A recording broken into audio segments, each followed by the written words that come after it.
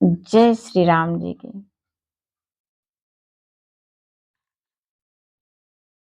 आज मैं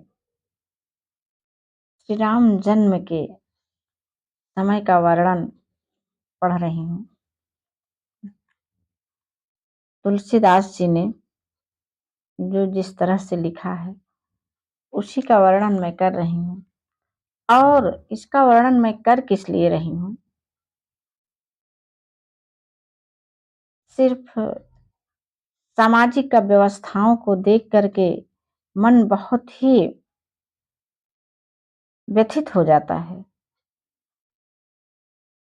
लगातार ये लगता है कि आखिर जब कहा जाता है कि हर समस्या के साथ समाधान जुड़ा होता है, वैसे ही जैसे कर्म के साथ फल जुड़ा होता है, तो इन अव्यवस्थाओं का समाधान तो कहीं ना कहीं तो होगा ही। बस यही सोच करके रामचरितमानस पढ़ने, सुनने, सुनाने का मन कहता है। एक छोटा सा कदम मैंने भी उठाया है, बस इस उद्देश्य से कि शायद इसके साथ में रामचरितमानस के सहारे कहीं किसी कोने में शांति बना सकूं।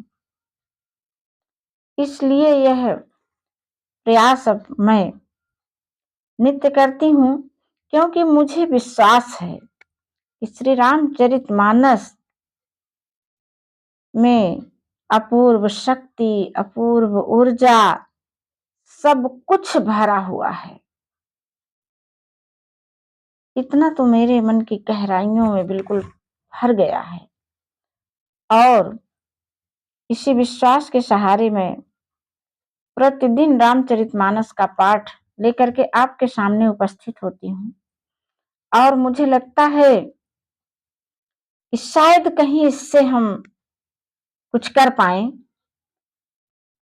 आज भगवान श्री रामचंद्र जी के जन्म के समय का वर्णन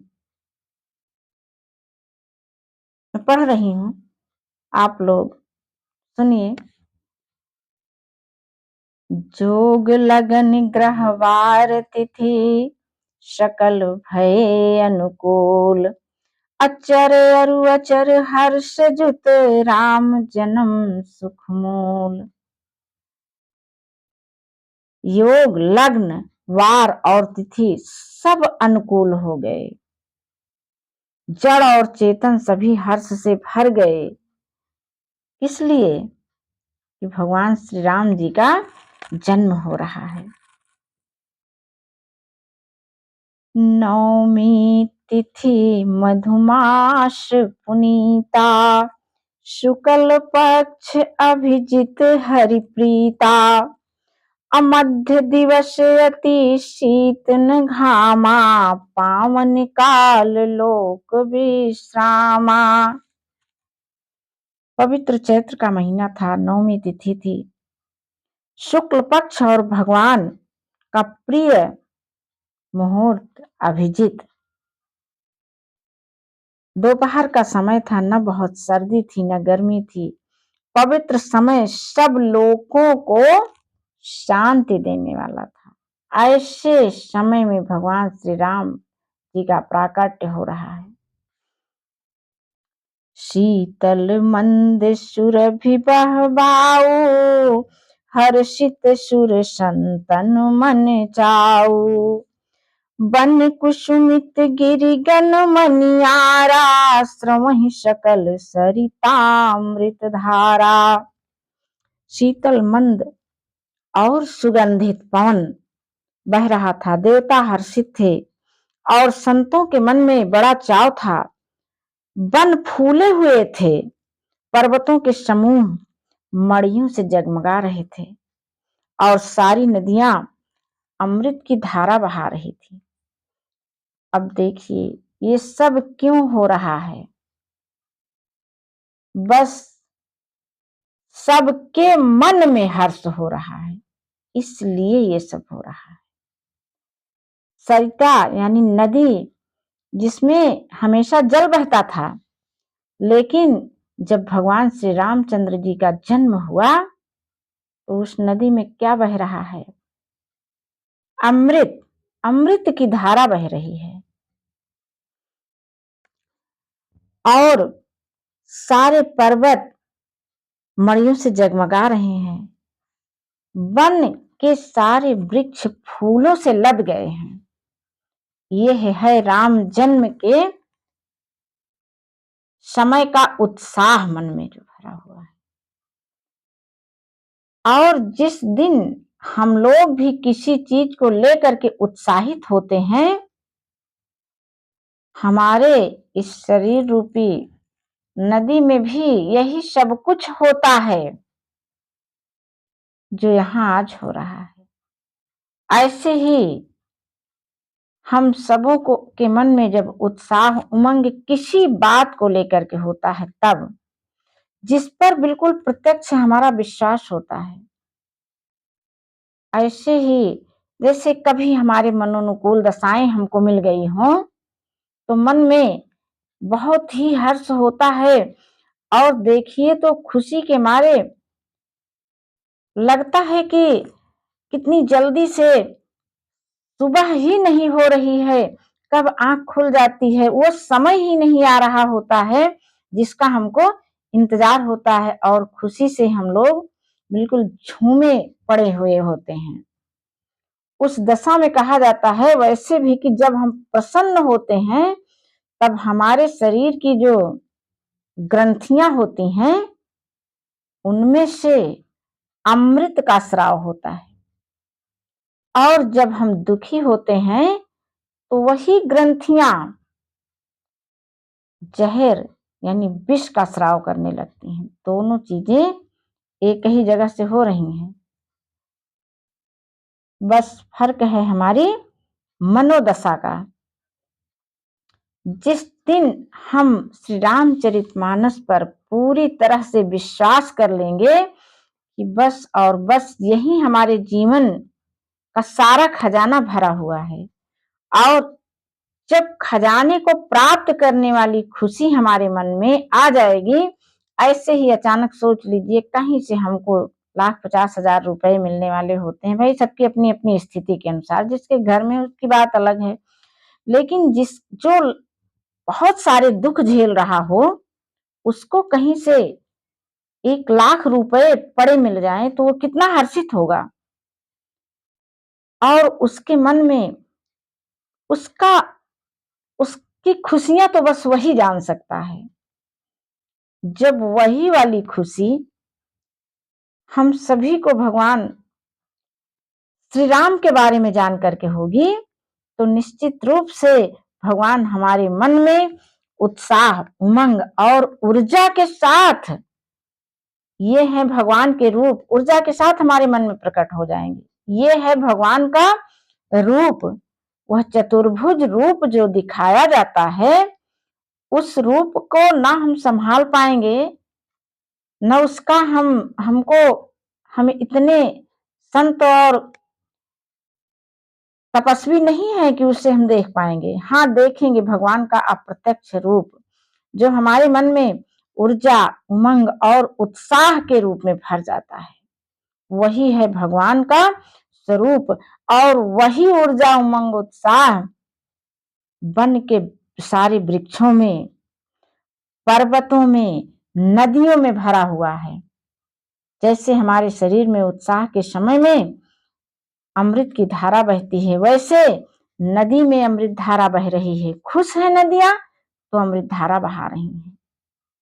और जिस दिन इस धरती पर अत्याचार होता है तब यही नदियां विष की धारा बहाने लगती हैं। यही पर्वत मड़ियों से हीन हो जाते हैं। वन की सारी लताएं फल फूल बिल्कुल पेड़ों पर कुछ दिखाई ही नहीं देता है। तो बस विश्वास की बात है। आइए हम सभी मिल करके श्री रामचरितमानस पर विश्वास करें, इसका निरंतर गुणगान करके इसमें से प्रतिदिन कुछ न कुछ मोती मणियों को निकाल करके अपने जीवन में उपयोग करें, स्वयं को सुधारें और संपूर्ण समाज को सुधार सकते हैं। अपना बदलाव पहले, जब सारे लोग एक एक करके बदल जाएंगे तो सारा समाज तो एक पल में बदल जाएगा। चारों तरफ खुशियां ही खुशियां होंगी। सो अवसर बिरांची जब जाना, अचले शकल सुर साज विमाना। कौन सा अवसर? अरे वही भगवान श्री राम के जन्म का अवसर, उनके प्रकट होने का अवसर। जब ब्रह्मा ने जाना तो वे जो है अपने तमाम साज को सजा करके चल पड़े। और गगन विमल संकुल सुरजू था, गाँव वही गुण गंधर्व वरु था। उनके साथ में जो है निर्मल आकाश देवताओं के समूह से भर गया। सारे देवता चल पड़े, गंधर्वों के दल गुणों का गान करने लगे। ये है भगवान श्री रामचंद्र जी के जन्म की खुशियां हैं। और हम सभी लोग अपने मन के प्रत्येक सकारात्मक विचार का इसी प्रकार स्वागत करें। उत्साह, अपने मन में उठने वाले उत्साह का, उमंग का, ऊर्जा का, कि भगवान श्री राम का जन्म हमारे हृदय में हुआ है। ऐसा सोच करके अपने मन को उत्साह उमंग से जब हम उसका स्वागत करेंगे, भरे रहेंगे लगातार सकारात्मक ऊर्जा से, तब ऐसे ही हमारे साथ में भी होगा। और फिर हम पूरे के पूरे अपने आप को बदला हुआ पाएंगे। और जब हम स्वयं बदल जाएंगे तो सारा संसार भी बदल जाएगा। बरसहि सुमन सुअंजुलि साजी, गह गही गगन दुंदुभि बाजी। स्तुति करहि नाग मुनि देवा, बहु विधि लावहि निज निज सेवा। और सुंदर अंजलियों में सजा सजा करके देवता लोग पुष्प बरसा रहे हैं। आकाश में घमाघम नगाड़े बज रहे हैं। नाग मुनि और देवता स्तुति करने लगे और बहुत प्रकार से अपनी अपनी सेवा और उपहार भेंट में देने लगे। सुर समूह विनती करे, सुर समूह विनती करी पहुँचे निज निज धाम। और जग निवास प्रभु प्रगटे, अखिल लोक विश्राम। सारे देवता अपनी अपनी विनती करके अपने अपने लोक गए। समस्त लोकों को शांति देने वाले जगदाधार प्रभु अब प्रकट हुए। तो बस इतना ही कहना है कि इसको हम सत्य माने। और सत्य कब मान पाएंगे? जब भगवान श्री रामचंद्र जी चाहेंगे। और श्री राम जी कब चाहेंगे? जब हम लोग उनके गुणों का अनुकरण करेंगे, उनका कहना मानेंगे, सदैव सत्य का अनुसरण करेंगे, धैर्य मन में रखेंगे, धैर्य पूर्वक हर काम करेंगे, अपने कर्तव्य का पालन करेंगे, तब भगवान श्री राम जी जो है तभी हमसे प्रसन्न होंगे।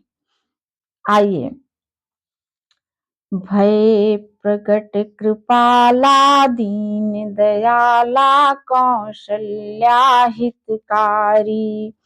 हर्षित महतारी मुनि मनहारी, अद्भुत रूप निहारी। अद्भुत रूप विचारी, लोचन अभिरामा। तन घन श्यामा, निज आयुध भुजचारी। आभूषण वनमाला, नयन विशाला। शोभा सिंधु खरारी। ये सब भगवान की विशेषताएं बताई जा रही हैं, जिसे हम लोग खूब जानते हैं। बस इन विशेषताओं को जान करके अपने मन को उत्साह और उमंग से भरना है। कह दुई कर जोरी, स्तुति तोरी। कहीं विधि करूं अनंता। अमाया गुण ज्ञानातीत अमाना, वेद पुराण भनंता। करुणा सुख सागर, सब गुण आगर। जहि गावहि श्रुति संता, सो मम हित लागी। जन अनुरागी, भयउ प्रकट श्रीकंता। कौशल्या माँ के हर्ष का ठिकाना नहीं है, हो भी कैसे उनके हर्ष का ठिकाना। स्वयं नारायण को अपने सामने जो पा गई हैं शिशु रूप में, उन्हें अपनी गोदी में खिलाएंगी जो, ये सब संभव कैसे हुआ? जब उनके मन में इसकी इच्छा उठी थी। और यही रहस्य हम सबको भी जानना है। भगवान श्री राम के प्रति हमारे मन में इच्छा तो हो, हम माने तो रामचरितमानस को पढ़ करके कि भगवान इतने शक्तिशाली हैं, चलो, और हम उनसे सब लेते हैं और फिर अपने जीवन का लक्ष्य बना करके बिल्कुल सुनियोजित तरीके से हम चलना शुरू करते हैं और अपनी दिनचर्या में इन सब चीजों को शामिल करके नित्य ऐसी ही जीवन शैली अपनाते हैं, तो भगवान श्री राम जी स्वयं हम लोगों के हृदय में निवास करने के लिए आ जाएंगे। विश्वास करिए, ये बात 100% सत्य है। भगवान श्री राम भी तो भटक रहे हैं कि मैं कहाँ जाऊं, कहाँ रहूं। उनको अपने रहने लायक कोई हृदय ही नहीं मिलता है। हमारा हृदय तो तरह तरह के छल, कपट, क्रोध, बैर, ईर्ष्या, लोभ, मोह, द्वेष से भरा हुआ है। अब इस हृदय में भगवान कैसे आए? हमें ऐसे दूर से पकड़ा देते हैं, सारी सेवाएं में दे देते हैं, हम जो भी मांगते हैं हमारी सब इच्छा पूरी कर देते हैं, लेकिन मेरे हृदय में नहीं आते हैं, हृदय में नहीं बैठते हैं। क्यों नहीं बैठते हैं?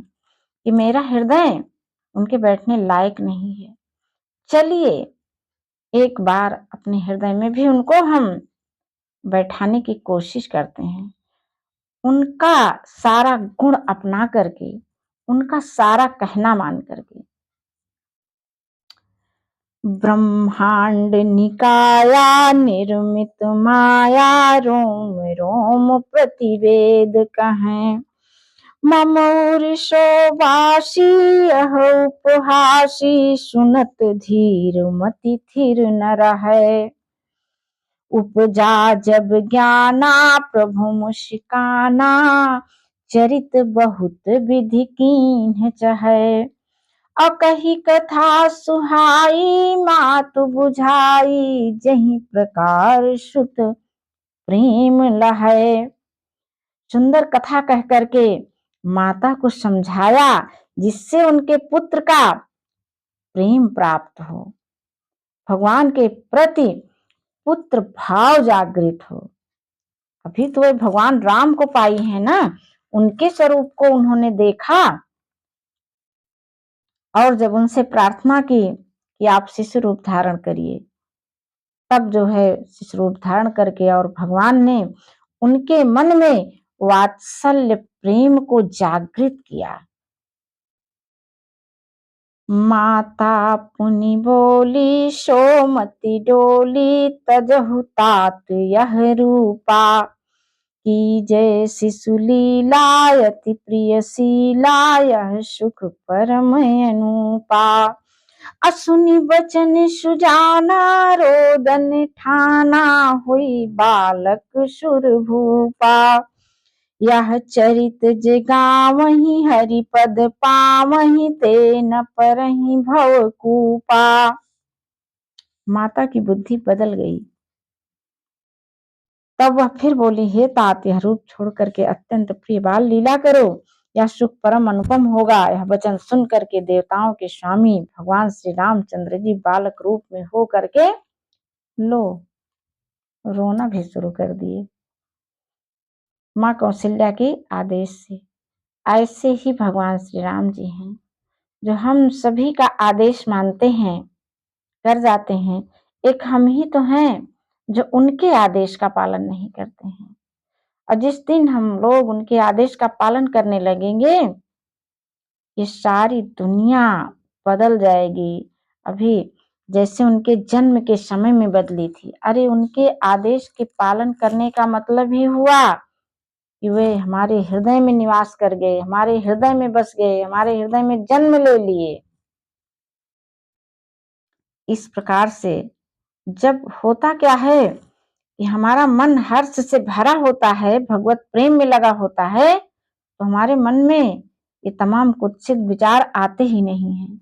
चलो हम सभी मिल करके भगवान से प्रार्थना करते हैं, हे ईश्वर, मैं सिर्फ और सिर्फ आपसे एक ही वरदान मांगती हूँ कि आप उत्साह, उमंग और ऊर्जा के रूप में सबके हृदय में ऐसे बस जाइए कि किसी के मन में कुछ गलत विचार आए ही ना। जब विचार नहीं आएगा तो वह कार्य भी नहीं कर पाएगा गलत। आपके प्रेम रस में सभी डूबे रहें और आपकी सेवा में लगे रहें। ऐसा ही मान करके हम सभी को रामचरितमानस का पाठ नित्य करना है और सुनना है। कल फिर इसके आगे का प्रसंग हम लोग सुनेंगे। जय श्री राम जी की।